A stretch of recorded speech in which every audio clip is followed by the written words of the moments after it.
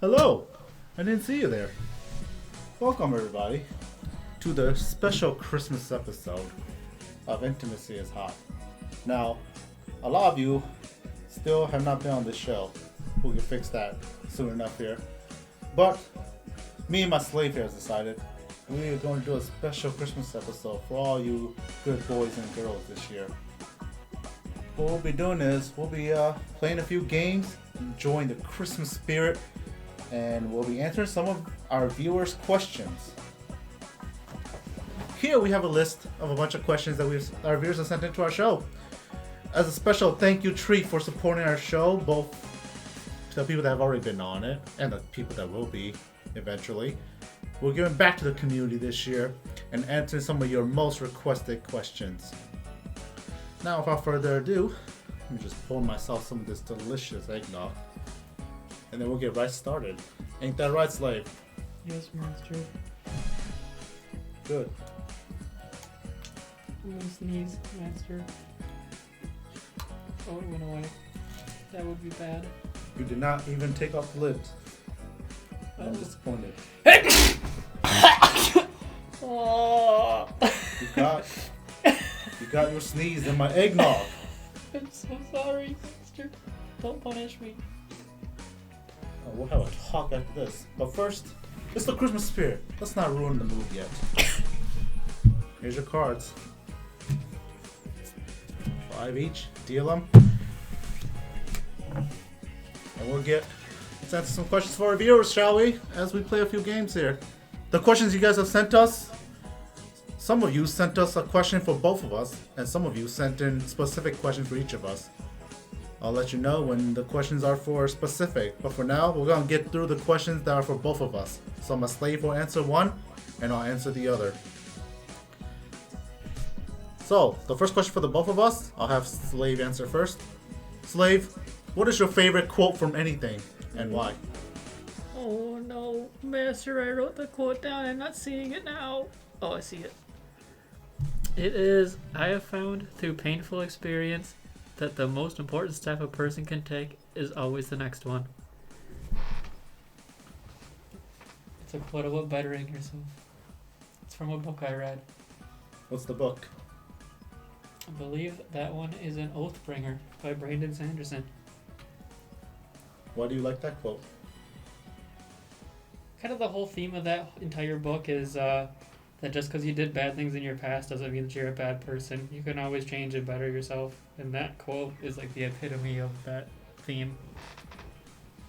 Do you have a favorite quote, Master? Yes. My favorite quote is actually from one of my more favorite animes called Grimgar of Fantasy and Ash. Grimgar? Yep. The quote is, crying doesn't make you weak, enduring doesn't make you strong. The reasoning behind the quote is to show that it's alright to sometimes show a little bit of, show a little bit of your emotions. You don't have to toughen yourself through hard times. It's okay to admit when something is hard. And just because you can deal with things and try to push through it doesn't mean that you got everything under control. It's okay to sometimes say that's hard. Sometimes it's okay to admit that things are hard. Good quote, Master. Is that eggnog good, Master? Oh, it is delicious. It's a shame you'll never be able to taste some of this. Maybe I can try to slide it through my eye hole.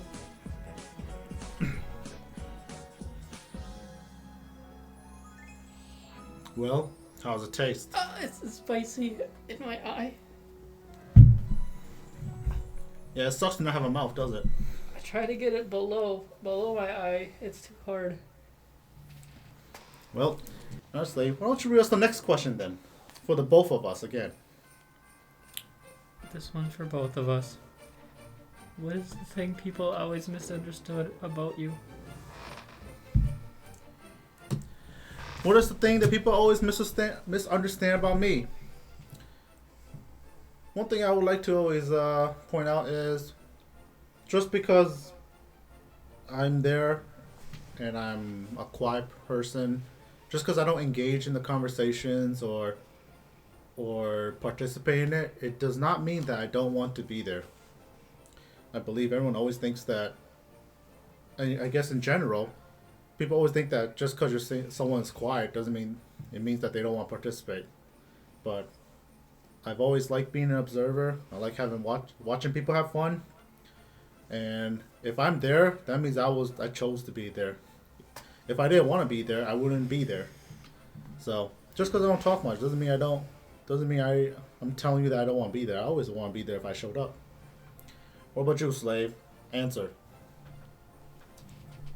I often hear that I'm a good judge of character, and I don't believe that's true.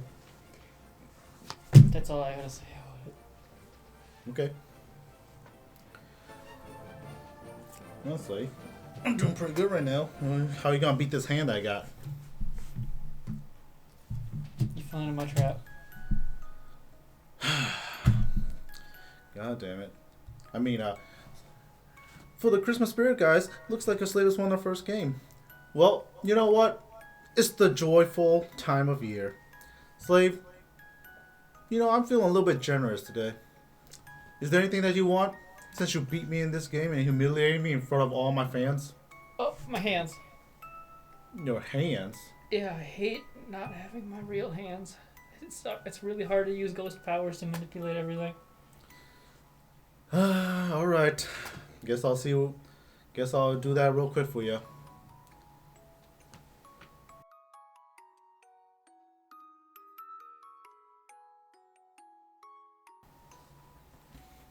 Thank you, Master.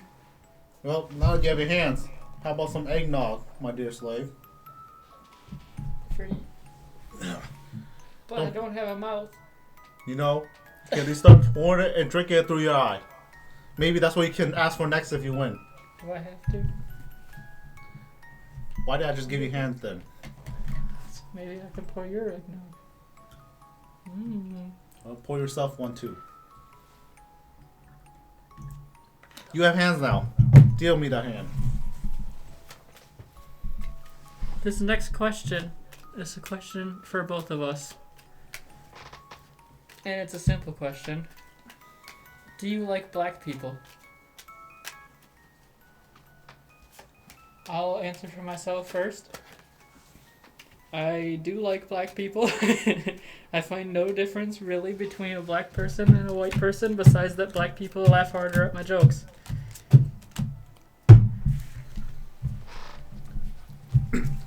As for me,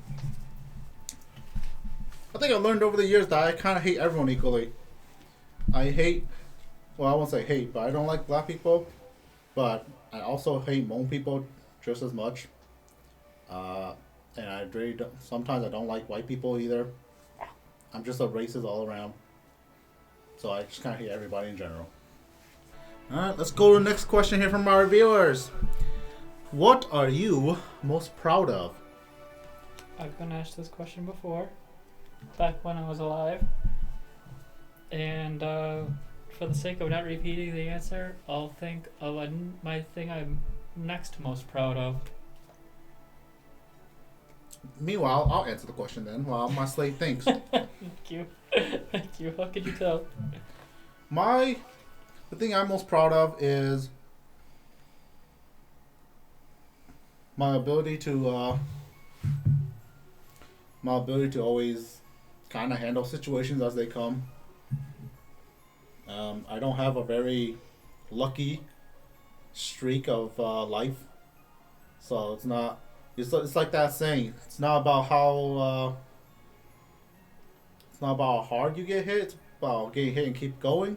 Damn, I butchered that real bad. Just like Rocky said. It's about how hard you can take it and keep going. It's about how hard you fall. But I take pride in the fact that I could probably deal with a bunch of stuff and keep going and still try to stay true to myself without letting any of that affect me. Honestly, you had a good 20 sequends to think. What's your answer? But I was joking with you. I forgot to think. Well, maybe you should have made Rocky quotes and should have think instead. You quoted Rocky. Fuck you, Master. I guess now that I've had time to think about it, I would say the thing I'm most proud of is that I have a forgiving nature, I guess, because it's not really natural to me. It's something I choose to do, and there's been some times that have really, really tested me not wanting to get revenge on people. Another pair. I would. Well, Slave, now that you humiliated me in front of my fans for the second time in a row, I'm just a loser, master. what are the requests you want today? Can I have my head back? Head? Yeah. I want to be able to eat again. I miss it. And if I'm stuck in this realm, it'd be nice to. You're asking for a lot, Slave. You're damn lucky it's Christmas.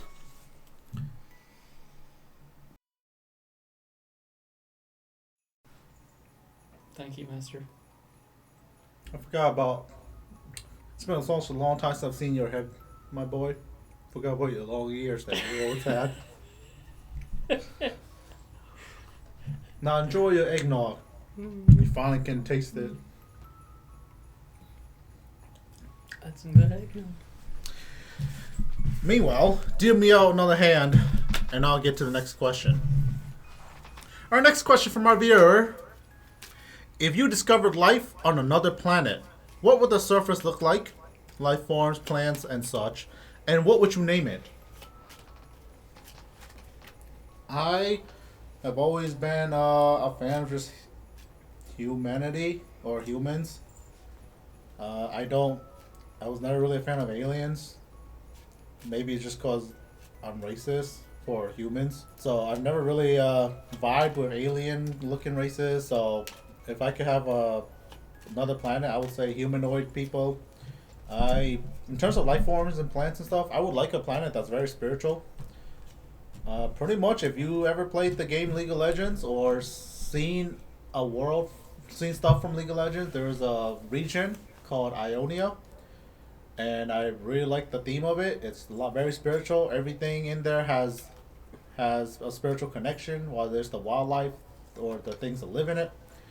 And that's also a really good name that I've always liked. I would name the planet Ionia as well. I just make Ionia a planet, and I would probably love that. And like humans. So this question says if I discovered another planet, not if I created one, as in I'm God. I'm gonna go a different route. I would say that I've read that crustaceans and like specifically crabs are like the ultimate evolution, and eventually, if life goes on long enough, eventually everything will be some form of crab. Don't know if it's true. It's just that what I read. So imagine if I discovered life on another planet, provided it's not just bugs and germs and just random tiny boring shit. It would probably be a planet of all crabs and just different kinds of crabs and exoskeleton stuff. And I would name it Omicron, not Persea 8, Omicron COVID 2021. Omicron 2021. All right. The next question we got from one of our listeners, viewers, homies. What is something people around you do that makes you feel loved? You answer first. I don't know. Tell me I love you. They say I love you to me. Ren gives me foot massages. People around me don't, I guess. Just Ren. I don't know. I don't really consider people around me love me very often. I really only care about if people like me rather than love me. As for me, I never really grew up with a family that taught exactly what love meant. It was more of just, especially nowadays, I felt like I just lived with a bunch of roommates. And our family doesn't really express love in a general sense. So I really don't think I've seen any form of love in my family. I just never really grew up with it. What about your friends? They love you. Yep. That's what I did think about too. I moved from family to people that love me like my friends. I would say for them, the way that they show me they love me was they just let me be. They just let me be who I am, and just let me don't just let me be who I am, and just don't judge. They don't judge me for the things I do, the things I say. That's a good answer. I think that's what makes me feel the most loved too, is when I'm just accepted for being who I am. Mm-hmm. So I only get that feeling when I'm around you guys. So I consider you guys family much more than my actual family. So I used to love you, Master. Then I got enslaved. oh, you'll love it from a different angle. Don't worry. I'm so sick of that kind of love. We're done with questions for the both of us. We are going to move on to questions that our viewers submitted that were specifically targeted for each of us. We have 2 questions each. So 2 for my slave, 2 for me. Let's start with the first question for my slave, and then we'll jump back to me. Slave, your first specific question just for you from our viewers. What is your unpopular opinion?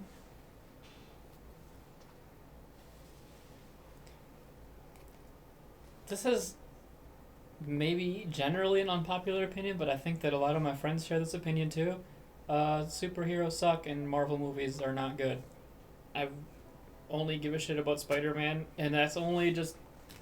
I don't really give a shit. I don't even think I'll watch this movie. I don't care that much. Marvel movies are just super boring. There's so many of them. Now, I know there's a lot of people that have that opinion, but those movies make so much fucking money that it has to be somewhat like of an unpopular opinion. I got one for you, Master. One of our viewers wrote in and says, describe the perfect woman and date night. The perfect woman. That was a hard question to think about. First of all, perfect woman's gotta have 2 things for me. One, they gotta be open-minded. Like, I don't think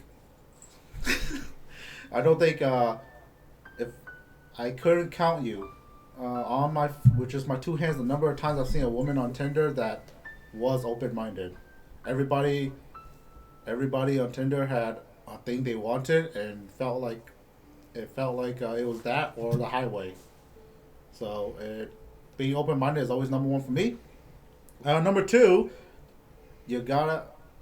For me, I would love someone with a sense of humor. We were just talking about some dark topics, like do we like black people earlier? Dark, yeah. You would just say like that. See, a woman that I would like would laugh at that joke and think or even if not laugh, she could at least see that it was a joke. Someone that would get offended easily would probably not be the type I want, because I make a lot of jokes like that, and probably so do a lot of the friends we talk to. And if you can't handle that, or you think that you're too good for that, you're probably not for me. As for the perfect date, I always like surprises for the most part. I being think. surprised or being the surpriser? I like being the surpriser, but if I were to go on a date with someone and surprise them, I do like equality a little bit, so I would like they could probably show me something surprising too. Basically, what I would like for a date is I take them to do one thing that they don't know about, and they take me to do one thing I don't know about. Something like that, where you just keep you on your toes. That would be pretty interesting. I think it's more better to me than at least going to the movies or something. How would you feel about the ultimate surprise? You go on a date, and it's super nice. You have a great time. You guys really hit it off. You go back to her place. She pulls on her pants. It's not what you were expecting. Well, whatever happens in the bedroom stays in the bedroom. What can I say? All right, Slave. Let's get to your next question submitted from our viewers. Last question. And it will also be the last question for him. Last Christmas. All right, Slave. Your final question of our special event. What's the most fucked up thing you would do to someone if you could get away with it?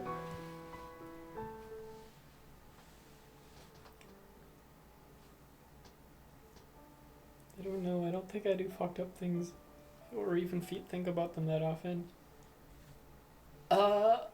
Okay, this is one that I could realistically see happening one day. If I could, I would really like to shave Jordan's entire head to the skin, hair and beard and everything. I think it would be really funny.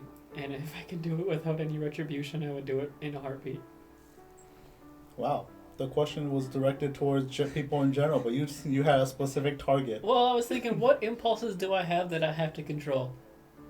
Well, I have like my crazy, like spontaneous impulses, but they're never that like evil. So what's an evil thing that I like that I would really want to do? And it's shave Jordan's head down to the skin. If I had an opportunity, I would. It would be funny to look at him without any beard or hair. Okay. Okay, last question for you. Why did you want to do this show? I wanted to do this show for 2 reasons. The first reason, I don't know how much Kevin likes to tell people this, but Kevin's always kind of wanted to do a YouTube series. Now, it's not obvious if it wasn't this exact thing. But Kevin has always wanted to do a YouTube series where he basically goes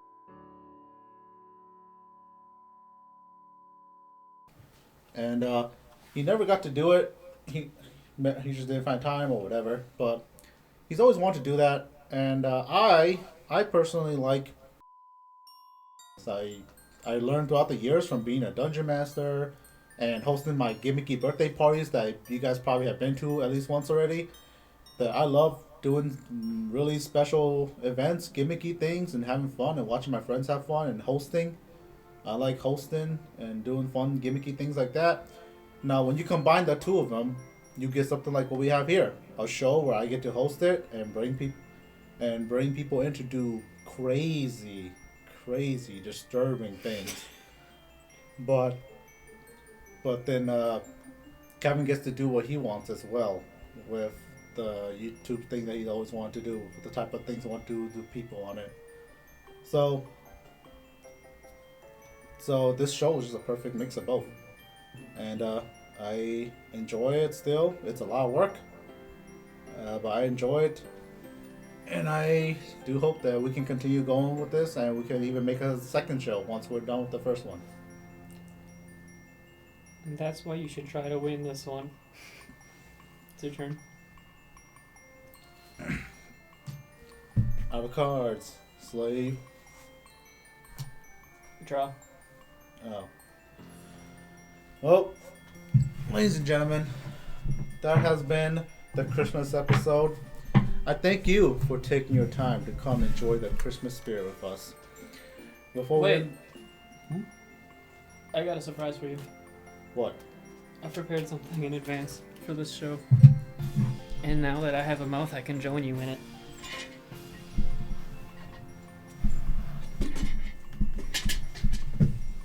Do, do, do, do. I prepared for you your favorite food. What is it? Take a look.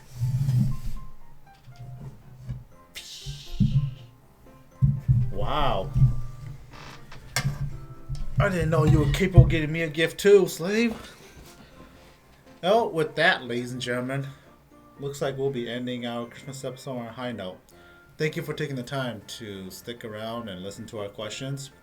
It's been a great start, and we'll see you in the next year, and hopefully we'll see you on our show soon enough. You're looking at my camera? I'm looking at the center one. Look at this one. Look at this one. Anyway, Slave, let's dig in. Okay. Cheers.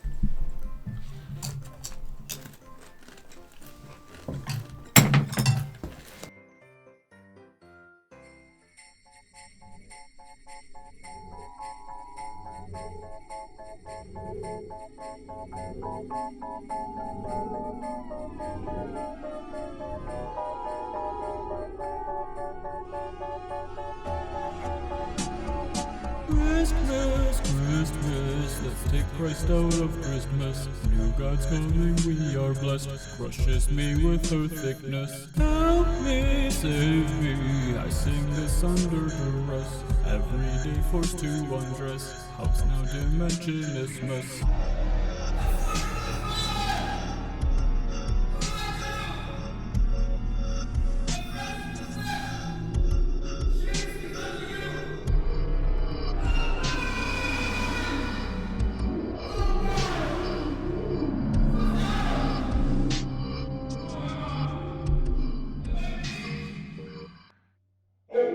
ho.